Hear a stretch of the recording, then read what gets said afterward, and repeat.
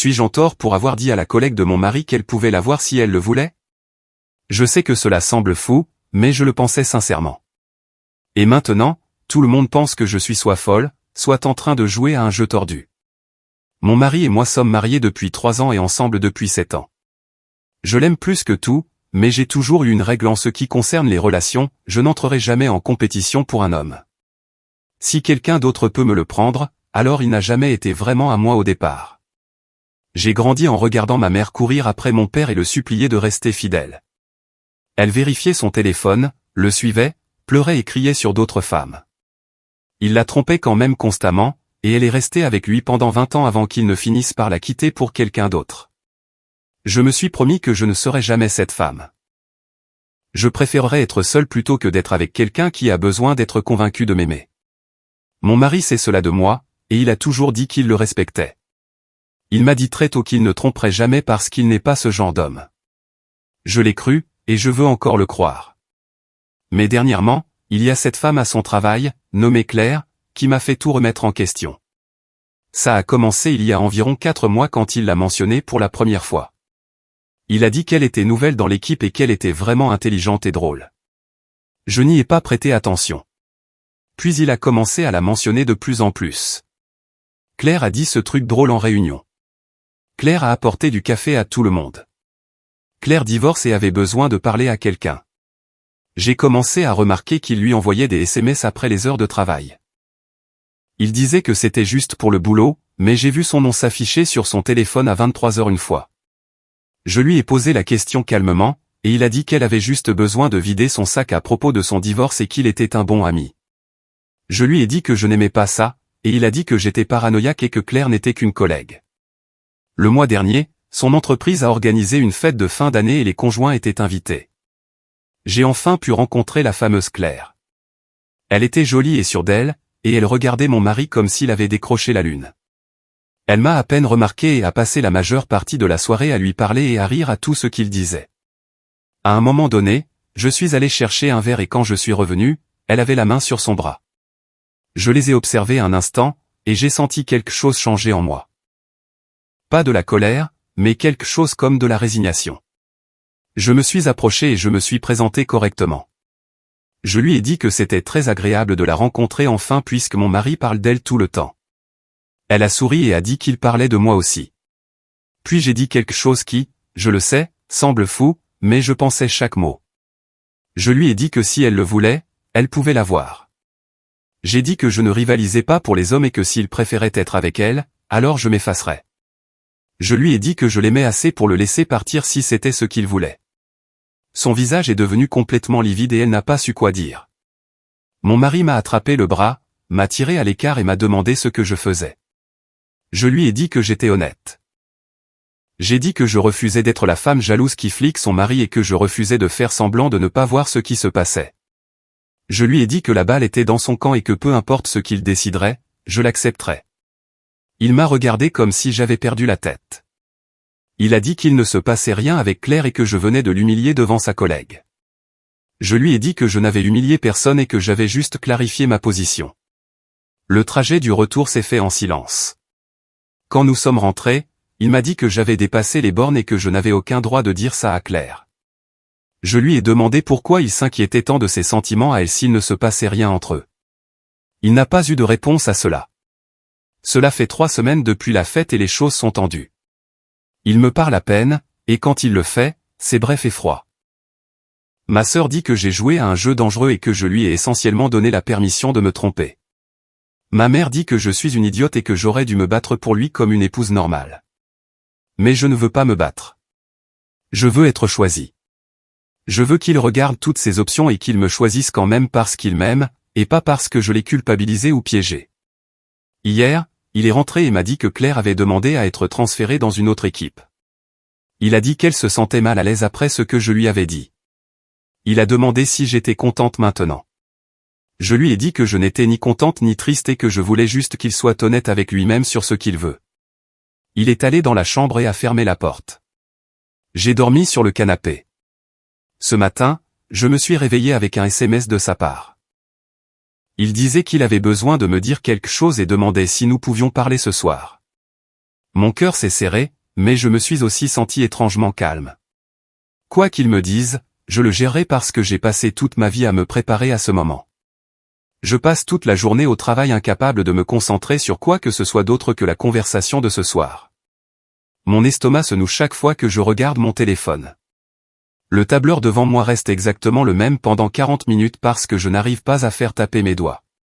Ma collègue, Aurélie, s'arrête à mon bureau vers 10 heures et me demande si je me sens bien.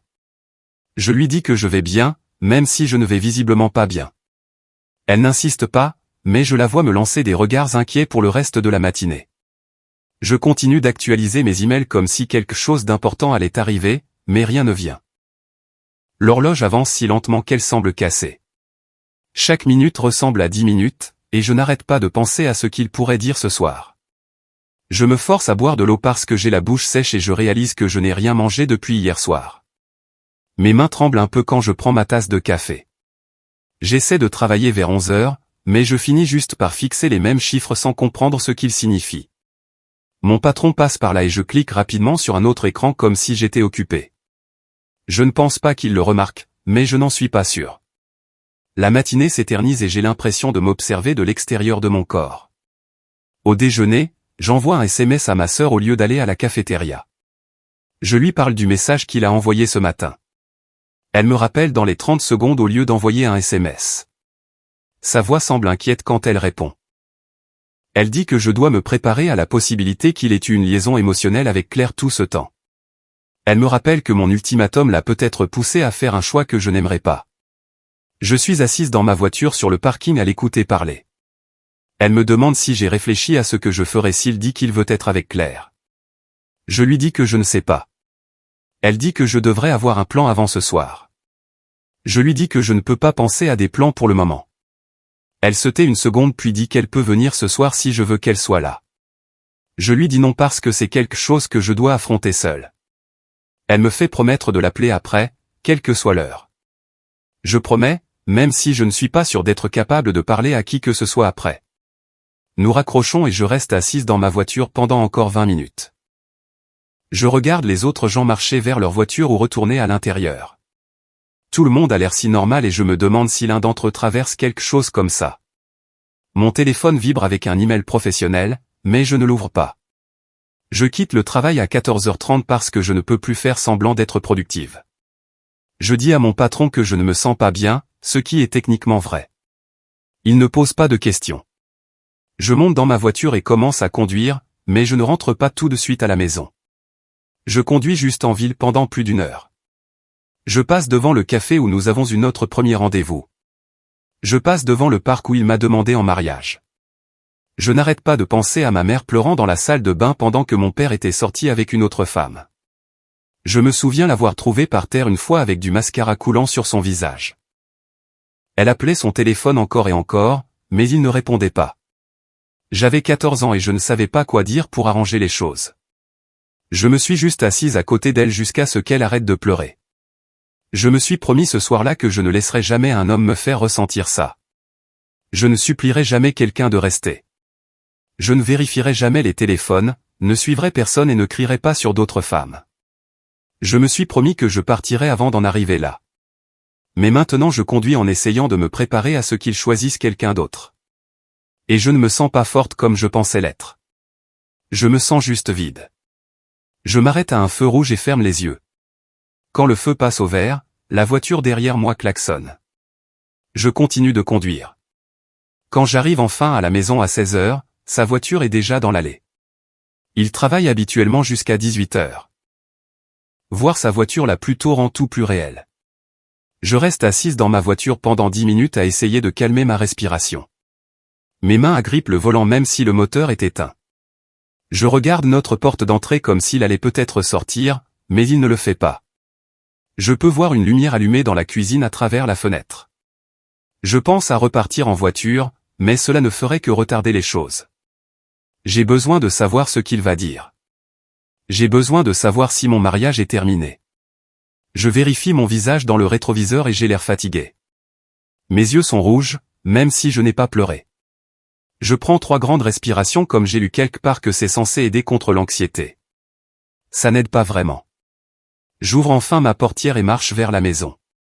Mes jambes semblent faibles. Je mets ma clé dans la serrure et la tourne lentement. La maison est silencieuse quand j'entre. Il est assis à la table de la cuisine avec 2 tasses de café déjà servies. L'une est devant lui et l'autre est à la chaise en face de lui. La vue des 2 tasses me donne envie de pleurer, mais je ne le fais pas. Cela semble à la fois attentionné et effrayant, comme s'il essayait d'être gentil avant de me briser le cœur. Il lève les yeux quand j'entre. Il a l'air de ne pas avoir bien dormi non plus. Il a des cernes sous les yeux et ses cheveux sont plus en désordre que d'habitude. Il porte toujours ses vêtements de travail, mais sa cravate est desserrée. Il ne sourit pas. Je ne souris pas non plus. Je pose mon sac à main sur le comptoir et marche vers la table. Le café fume encore, ce qui signifie qu'il l'a fait juste avant que j'arrive. Je me demande s'il guettait ma voiture. Je tire la chaise et m'assois. La tasse de café est chaude dans mes mains. Aucun de nous ne dit rien pendant un long moment. Le réfrigérateur ronronne dans le coin. J'entends une voiture passer dehors. Tout semble trop bruyant et trop calme en même temps. Nous restons assis là dans ce silence horrible où aucun de nous ne sait comment commencer. Je sens mon cœur battre dans ma poitrine. Il ouvre la bouche comme s'il allait dire quelque chose, puis la referme. Je ne peux plus supporter l'attente, alors je finis par lui demander de me dire ce qu'il a besoin de dire. Ma voix semble plus stable que je ne le ressens. Il prend une longue inspiration et entoure sa tasse de café de ses 2 mains. Il dit qu'il a pensé à ce que j'ai dit à la fête pendant 3 semaines d'affilée. Il dit qu'il a besoin que je comprenne quelque chose sur lui qu'il n'a jamais dit à personne. Sa voix est calme et sérieuse. Je hoche la tête même si je ne sais pas ce qu'il va dire. Il regarde son café au lieu de me regarder. J'attends. Le silence s'étire à nouveau. Puis il commence à parler de son enfance et je réalise que cette conversation va aller quelque part où je ne m'y attendais pas. Il me raconte que lorsque ses parents ont divorcé quand il avait 12 ans, son père a simplement disparu. Il dit que son père ne s'est pas battu du tout pour le mariage. Un jour, il était là, et le lendemain, il était parti. Il dit qu'il a grandi en croyant que si quelqu'un vous aimait vraiment, il se battrait pour vous garder. Il dit, ma volonté de le laisser partir me donnait l'impression que je ne l'aimais pas assez pour essayer. Sa voix se brise un peu quand il dit cela. Je sens quelque chose se fissurer dans ma poitrine parce que je ne savais pas ça de son enfance. Il ne m'avait jamais dit que son père était parti comme ça. Soudain, sa colère à la fête prend plus de sens. Il pensait que mon refus de rivaliser signifiait que je ne m'en souciais pas, plutôt que le fait que je me protégeais. Je n'ai jamais expliqué la différence parce que je supposais qu'il comprenait mon histoire. Je supposais qu'il savait pourquoi je ne pouvais pas être l'épouse qui se bat et supplie. Mais il voyait ça à travers son propre traumatisme, tout comme je voyais tout à travers le mien. Nous nous sommes fait du mal sans le vouloir. Je veux tendre la main à travers la table, mais je ne sais pas si je devrais encore le faire. Il continue de parler. Il admet que Claire est devenue quelqu'un à qui il parlait plus qu'il n'aurait dû. Mon estomac se noue même si je savais que ça allait venir. Mais ensuite, il jure qu'il ne s'est jamais rien passé de physique entre eux. Il dit qu'elle traversait son divorce et qu'il se sentait déconnecté de moi. Il dit que leurs conversations ont rempli un espace qui s'était ouvert dans notre mariage sans qu'aucun de nous ne le remarque. Il parle de la façon dont elle lui envoyait des SMS pour ses problèmes et comment il se sentait utile. Il dit qu'il aimait se sentir comme le héros de quelqu'un, même si c'était juste pour des trucs de travail ou des conseils sur le divorce. J'écoute sans l'interrompre. Une partie de moi veut lui crier dessus, mais une plus grande partie de moi sait que j'ai aidé à créer cette distance entre nous. J'ai été tellement occupé à m'assurer de ne pas être ma mère que j'ai oublié d'être réellement une épouse. Je l'ai gardée à distance parce que la distance me semblait sûre.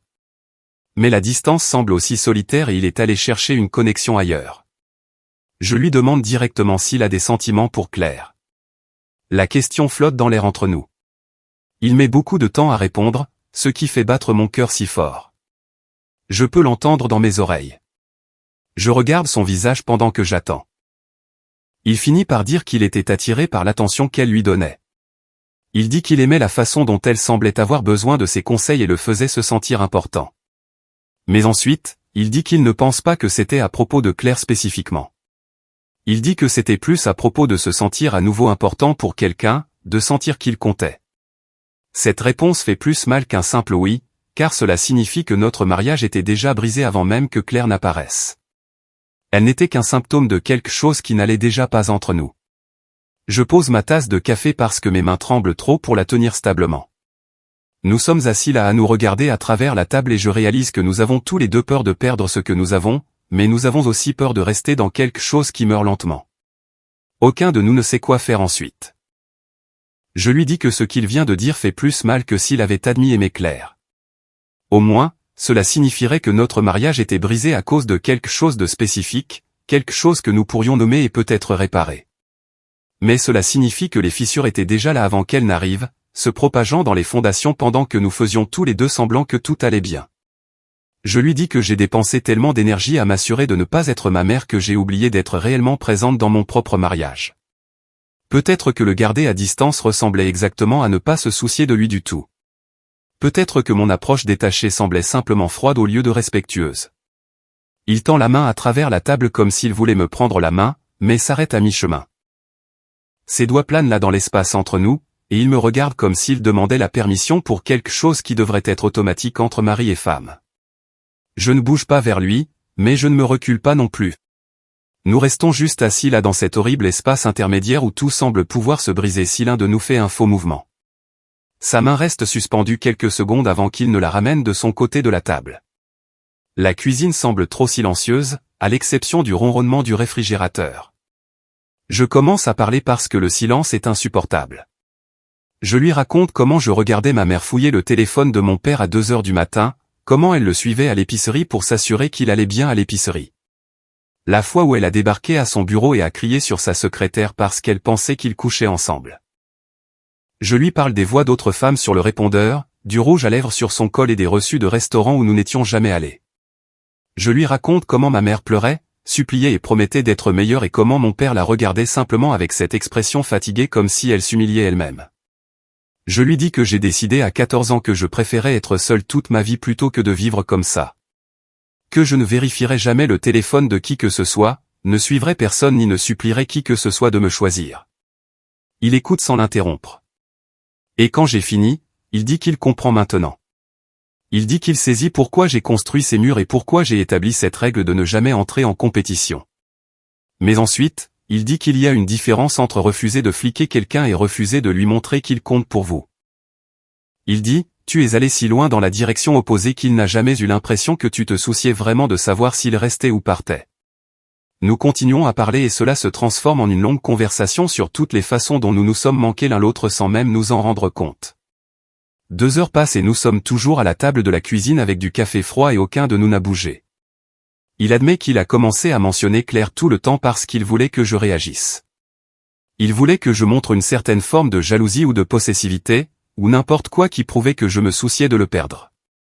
Il dit qu'il me racontait des histoires sur elle juste pour voir si je m'énervais et je ne le faisais jamais. J'écoutais simplement et posais des questions polies comme s'il parlait de la météo. Il dit qu'il avait l'impression que je me fichais de savoir avec qui il passait du temps tant que ce n'était pas mon problème. Cet aveu semble manipulateur mais aussi terriblement humain. Je comprends l'impulsion même si je déteste qu'il l'ait fait. J'avoue que je l'ai tenu à distance depuis le jour où nous nous sommes rencontrés. Que j'étais tellement terrifié à l'idée de devenir ma mère que je ne me suis jamais permis d'être vulnérable avec lui. Je ne me suis jamais permis d'avoir besoin de lui, de dépendre de lui ou de lui montrer que le perdre me détruirait. J'ai gardé un pied hors de notre mariage juste au cas où, toujours prête à partir avec ma dignité intacte. Il dit qu'il avait l'impression d'être toujours en train de passer une audition pour moi au lieu d'être mon partenaire, comme s'il était en période d'essai et qu'un seul faux pas me ferait partir sans un regard en arrière. Il dit que cette incertitude lui a donné envie d'être validé par quelqu'un qui semblait vraiment avoir besoin de lui.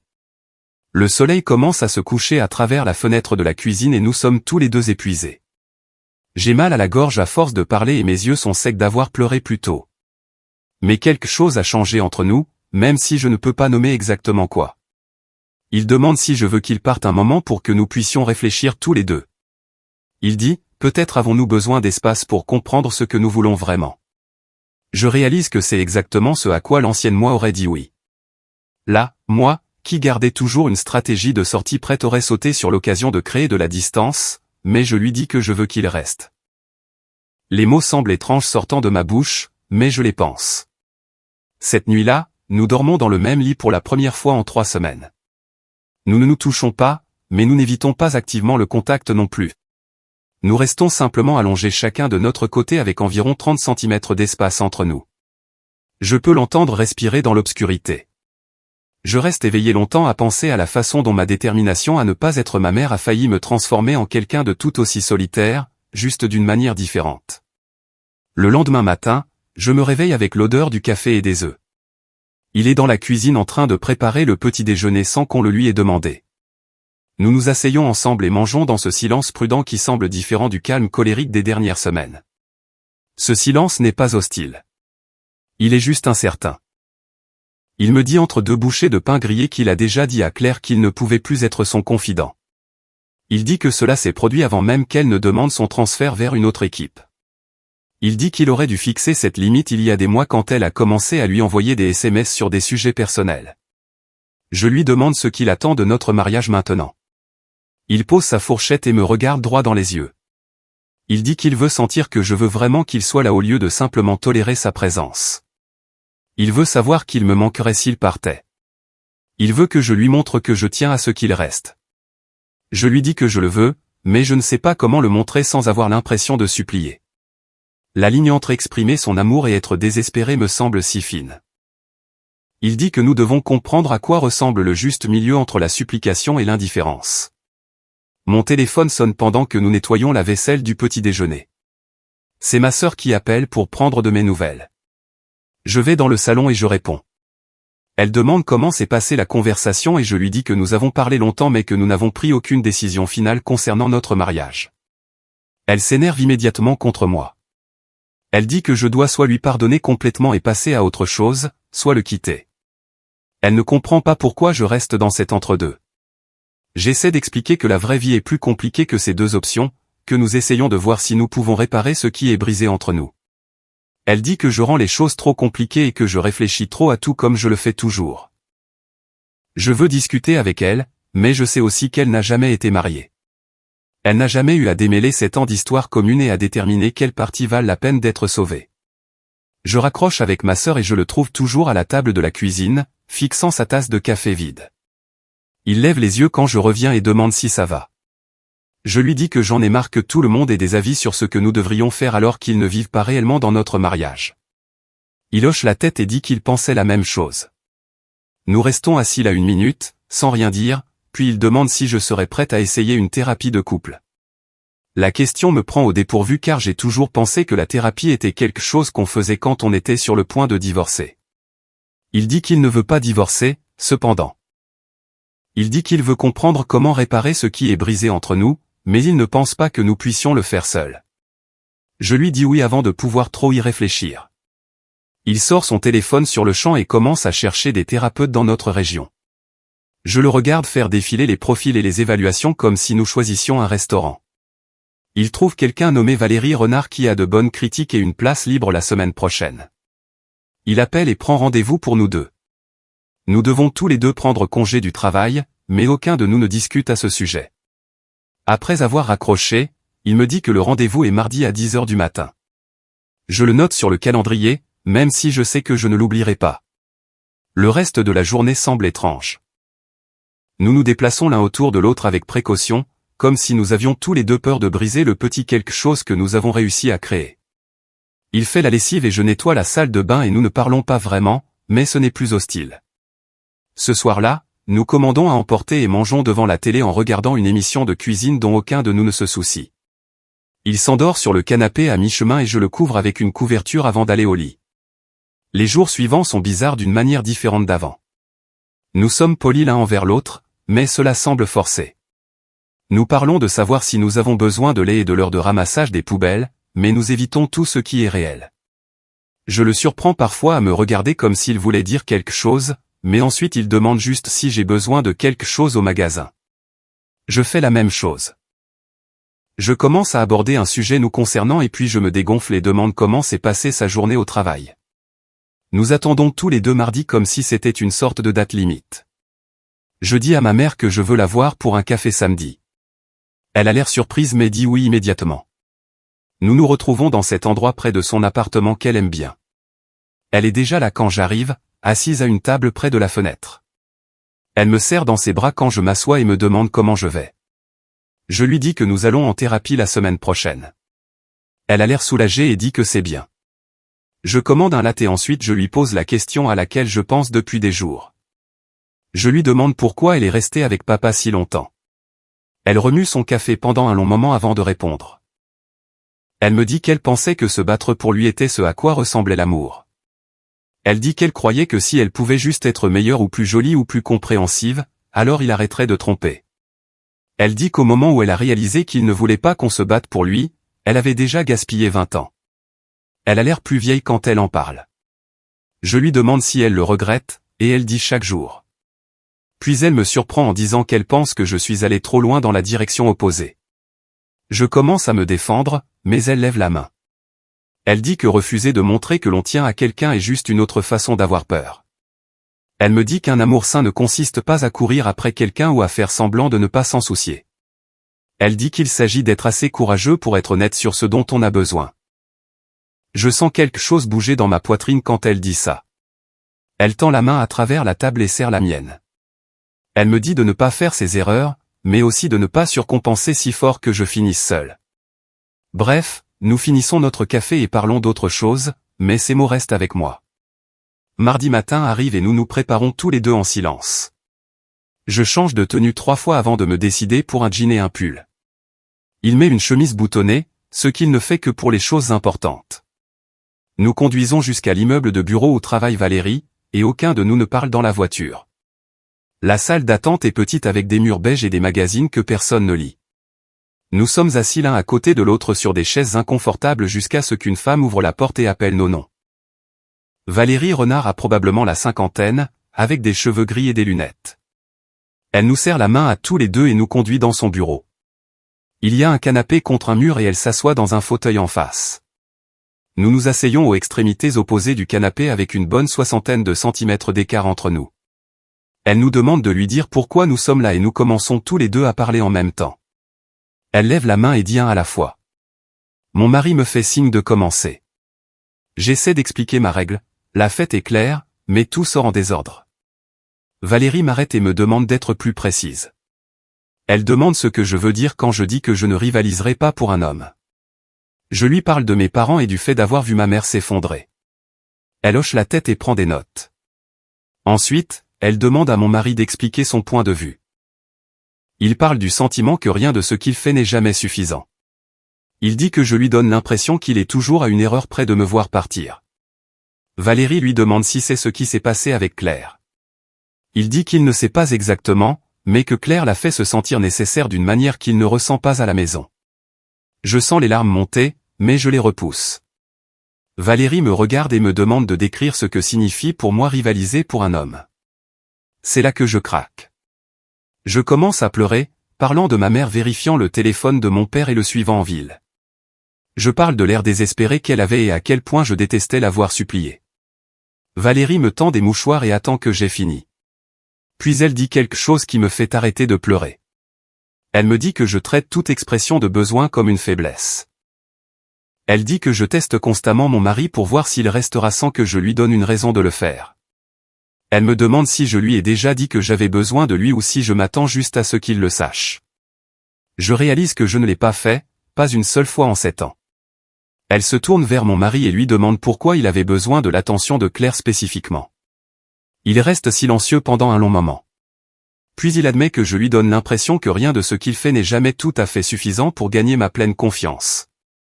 Il dit qu'il est au courant pour mes parents et qu'il comprend pourquoi je suis prudente, mais que vivre avec quelqu'un qui a toujours un pied dehors est épuisant. Valérie note quelque chose puis nous regarde tous les deux.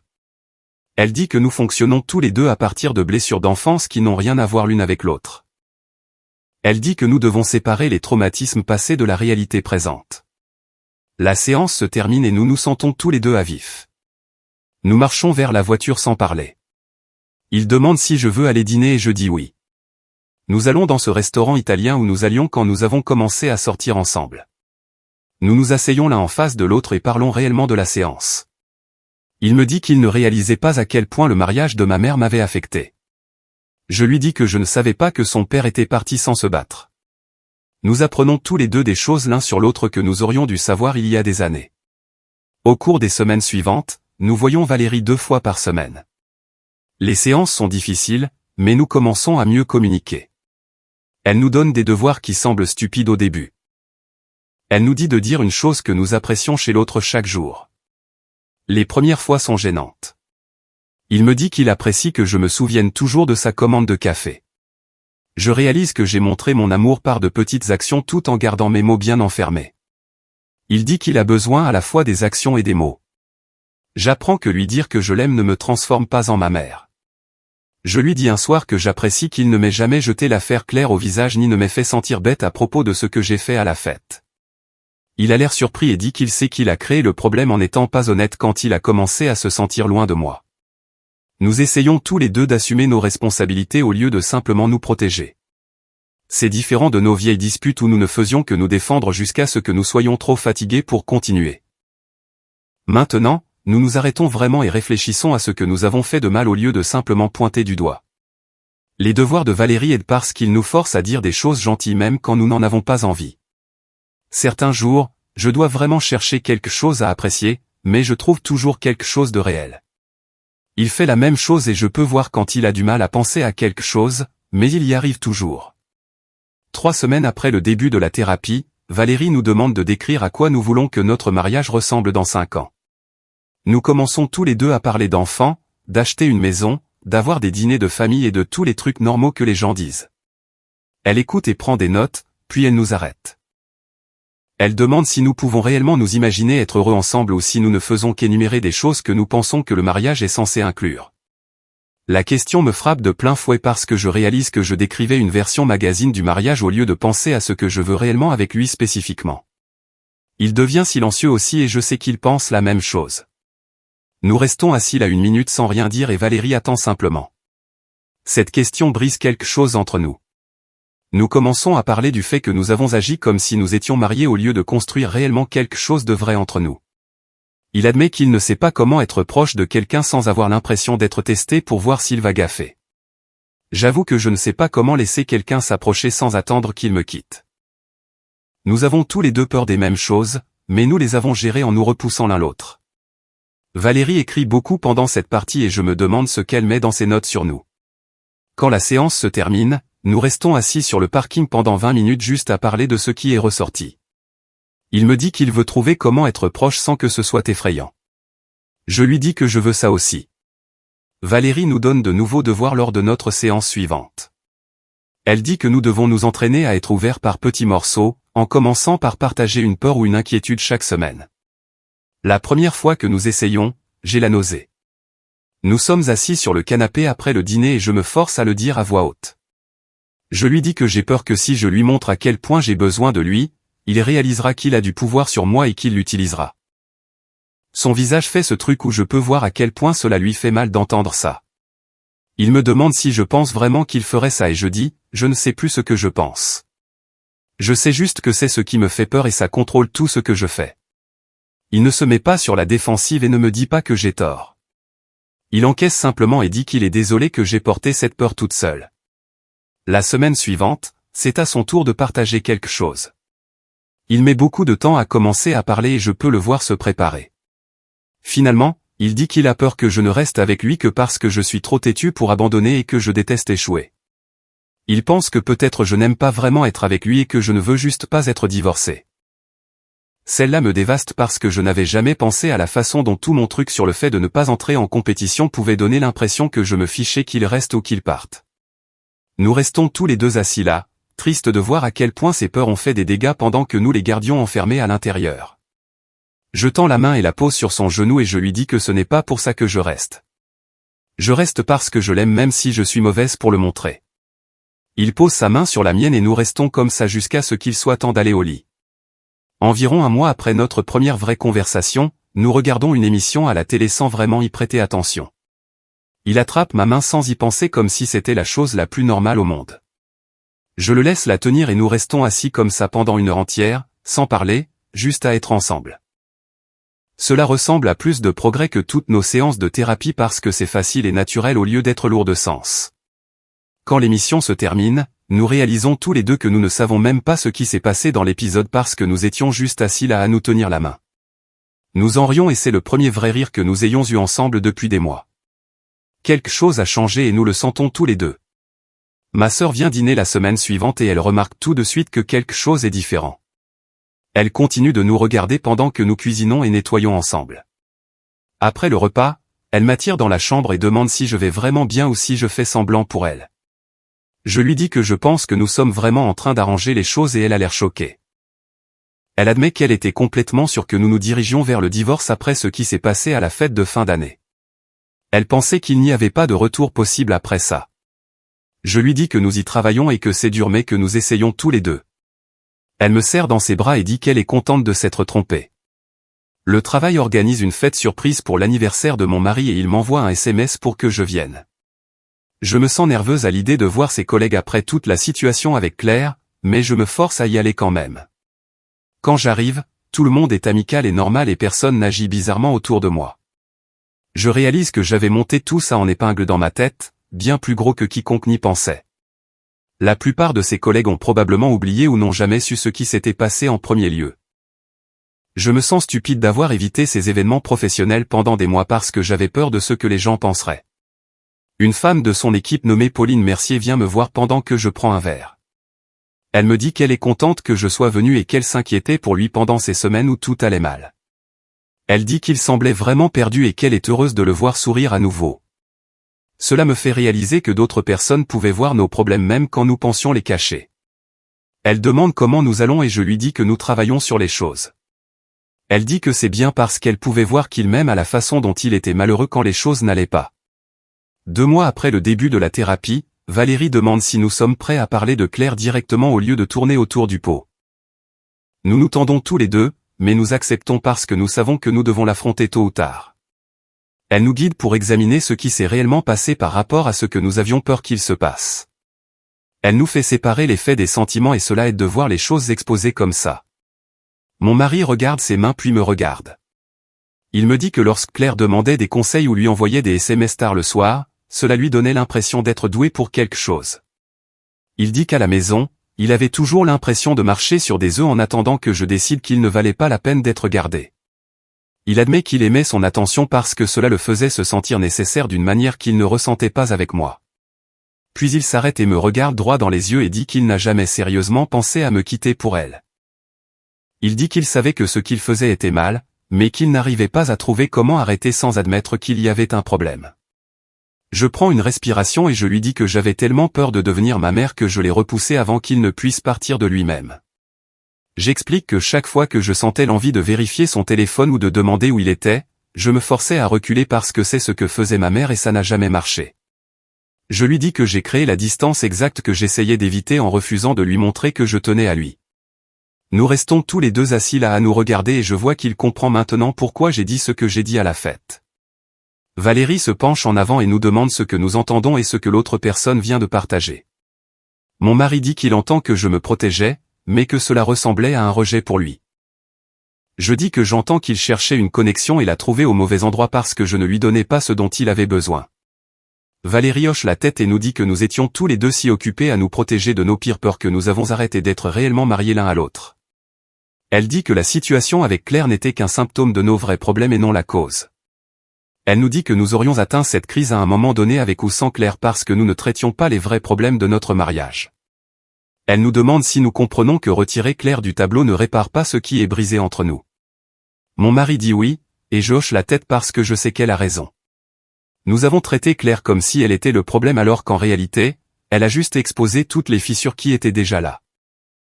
Je sens ce mélange étrange de soulagement et de peur m'envahir. Soulagement parce que cela signifie que ce n'est pas juste à propos de Claire et si mon mari la voulait elle au lieu de moi. Peur parce que cela signifie que nous avons un vrai travail à faire sur notre relation et qu'il n'y a aucune garantie que nous serons capables de la réparer. Valérie nous demande quel changement nous avons chacun besoin de faire. Et pendant un long moment, aucun de nous ne dit rien. Finalement, je lui dis que j'ai besoin d'apprendre à demander ce que je veux au lieu d'attendre de voir s'il le devinera tout seul. J'admets que je l'ai testé constamment en ne lui disant pas ce dont j'avais besoin et en m'énervant ensuite quand il ne lisait pas dans mes pensées. Je dis que je dois arrêter de traiter chaque demande ou plainte comme si cela me rendait faible ou désespéré. Comme ma mère. Mon mari tend la main et pose la sienne sur la mienne, et je ne me recule pas. Il dit à Valérie qu'il a besoin d'être plus direct quand il se sent déconnecté au lieu de chercher une validation auprès d'autres personnes. Il dit qu'il a besoin de comprendre que mon indépendance ne signifie pas que je n'ai pas besoin de lui et qu'il doit arrêter d'interpréter mon autosuffisance comme un rejet.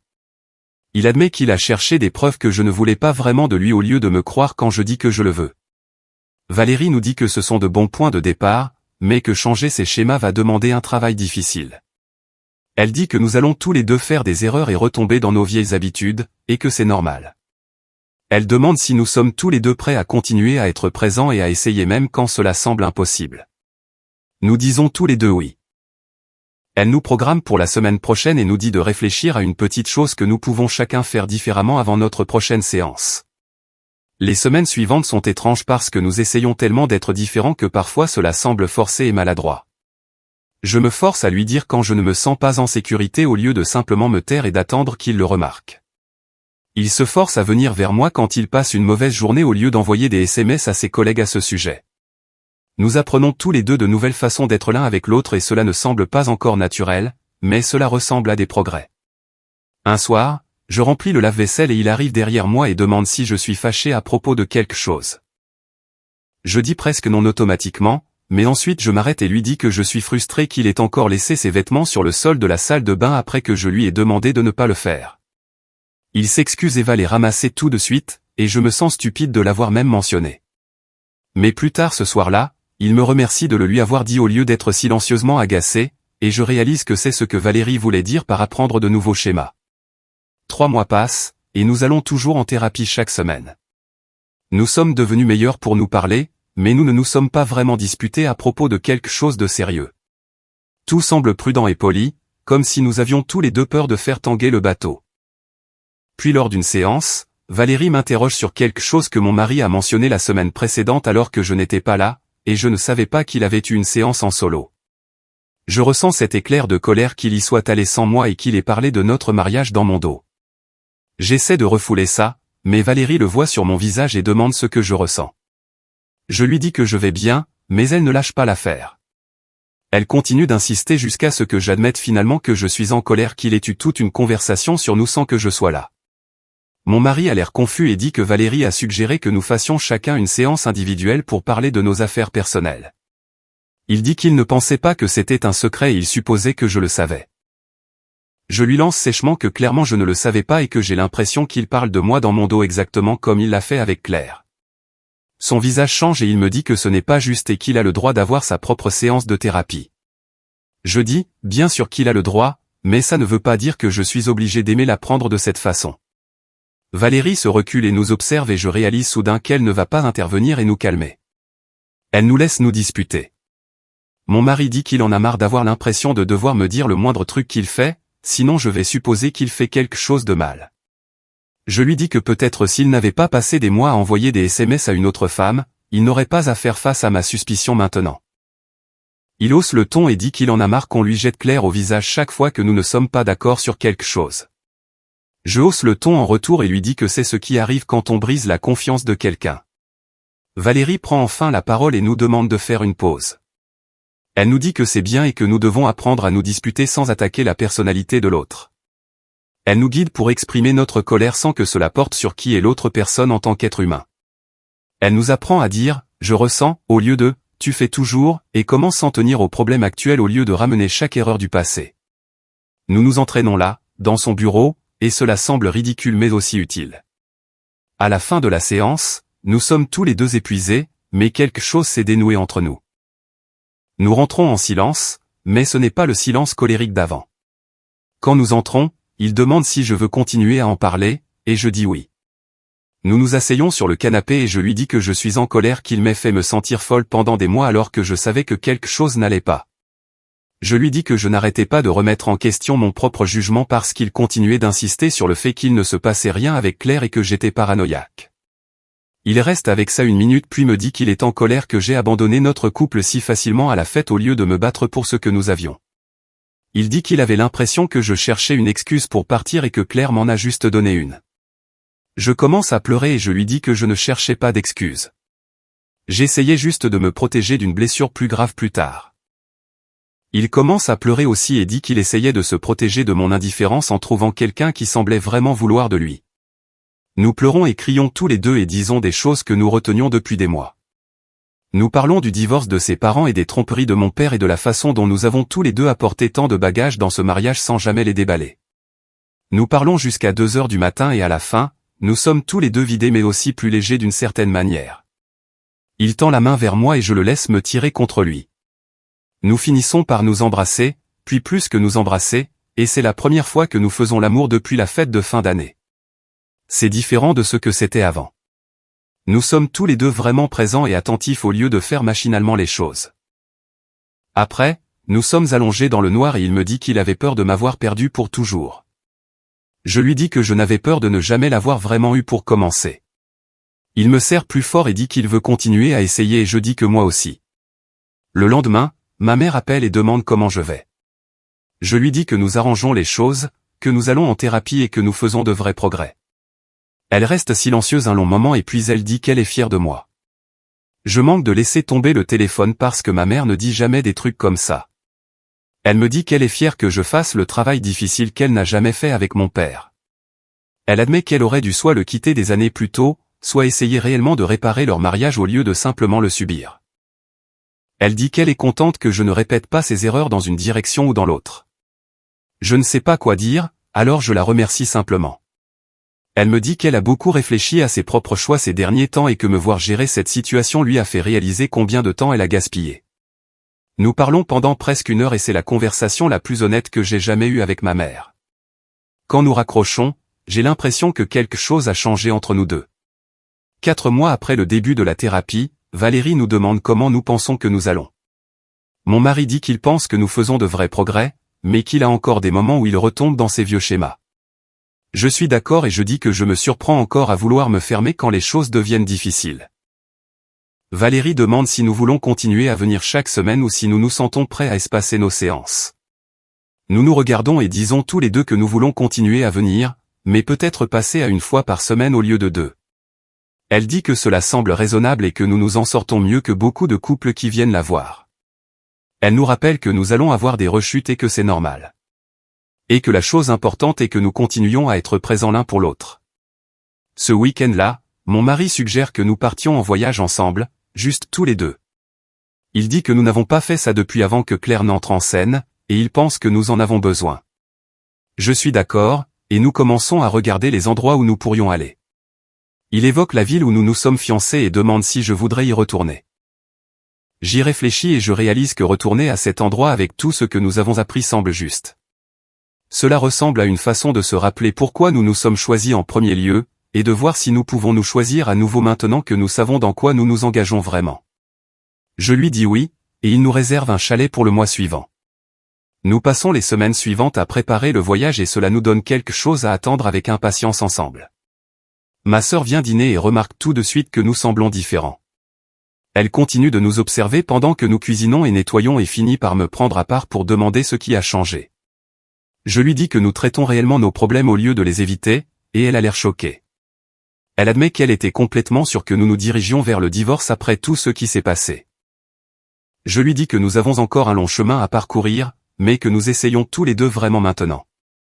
Elle me serre dans ses bras et dit qu'elle est contente de s'être trompée à notre sujet. Le week-end en amoureux devient quelque chose dont nous avions tous les deux besoin plus que nous ne le réalisions. Nous conduisons jusqu'aux montagnes où nous nous sommes fiancés il y a 5 ans. Et pendant tout le trajet, nous parlons de tout et de rien. Il me parle d'un projet au travail qui le stresse et j'écoute vraiment au lieu de faire semblant d'être attentive tout en pensant à autre chose. Nous nous arrêtons dans une petite auberge à mi-chemin et partageons une part de tarte et il tend la main à travers la table pour tenir la mienne sans y penser. Quand nous arrivons au chalet, c'est plus petit que dans mes souvenirs, mais dans le bon sens du terme. Comme si cela nous obligeait à être proches l'un de l'autre. Nous passons la première soirée juste assis sur le porche à regarder le soleil se coucher et à ne pas beaucoup parler, mais le silence semble confortable au lieu d'être lourd. Le lendemain matin, nous partons en randonnée et il me prend la main sur le sentier et nous marchons comme ça pendant 1 heure. Nous parlons de vouloir essayer d'avoir un bébé l'année prochaine si nous pouvons continuer à faire des progrès comme ça. Et c'est la première fois que nous parlons de l'avenir comme si nous le planifions réellement ensemble au lieu d'espérer simplement que nous y survivrons. Il dit qu'il veut être papa et qu'il veut que nos enfants voient à quoi ressemble un mariage sain.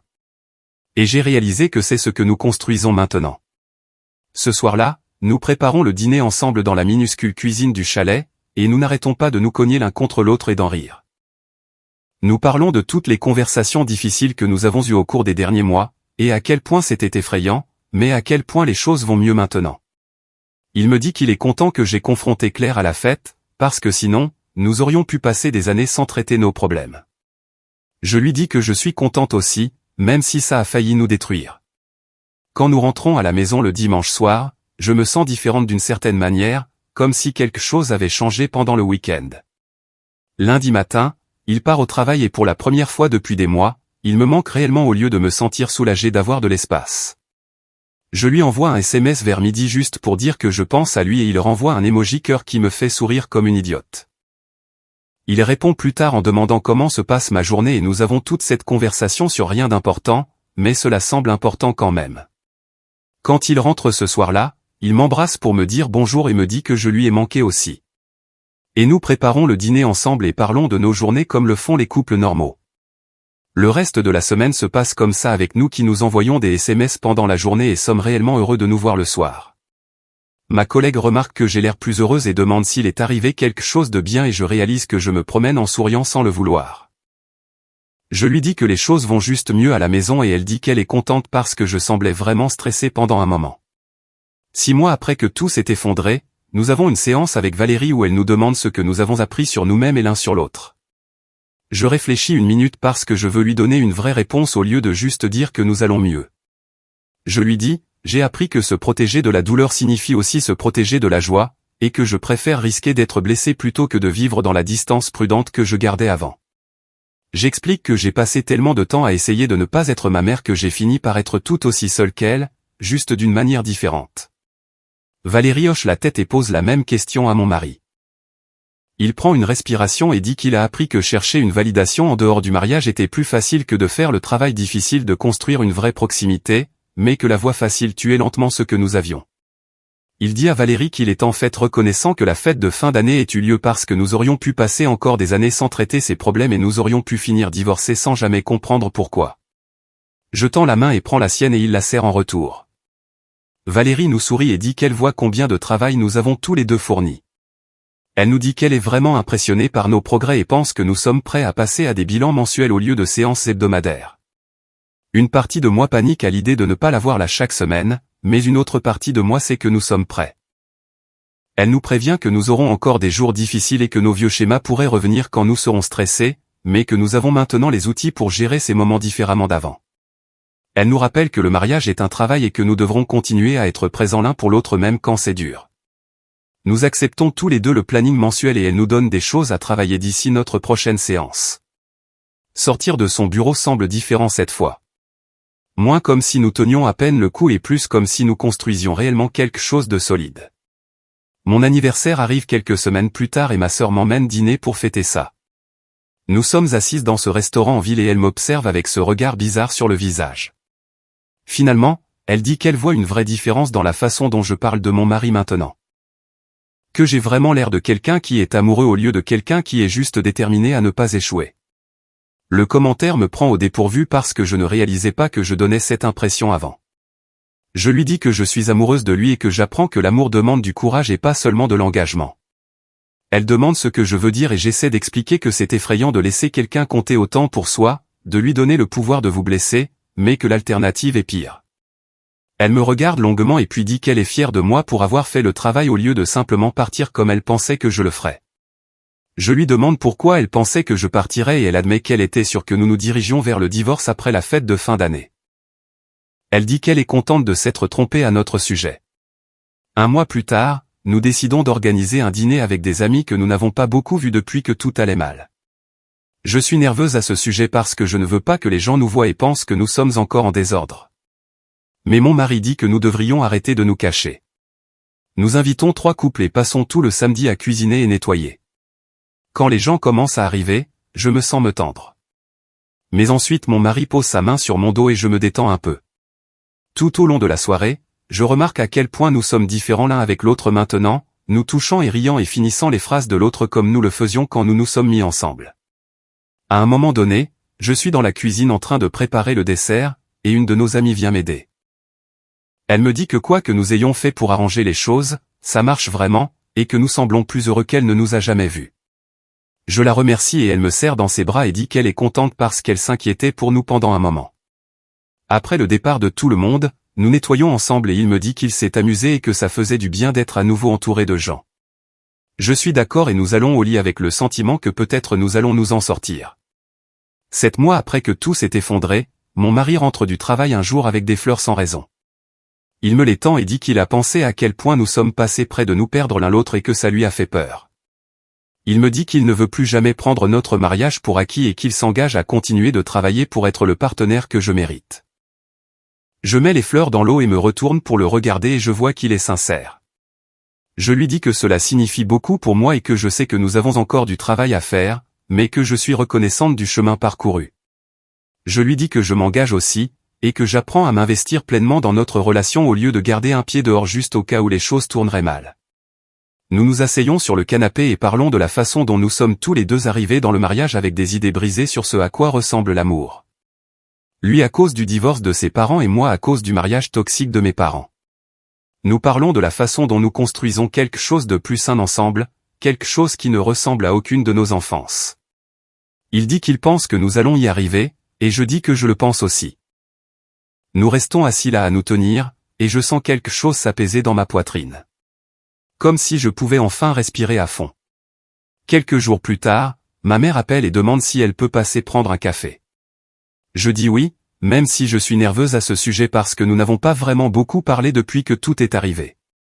Elle arrive samedi matin et nous nous asseyons à la table de la cuisine avec notre café et parlons de la pluie et du beau temps pendant un moment.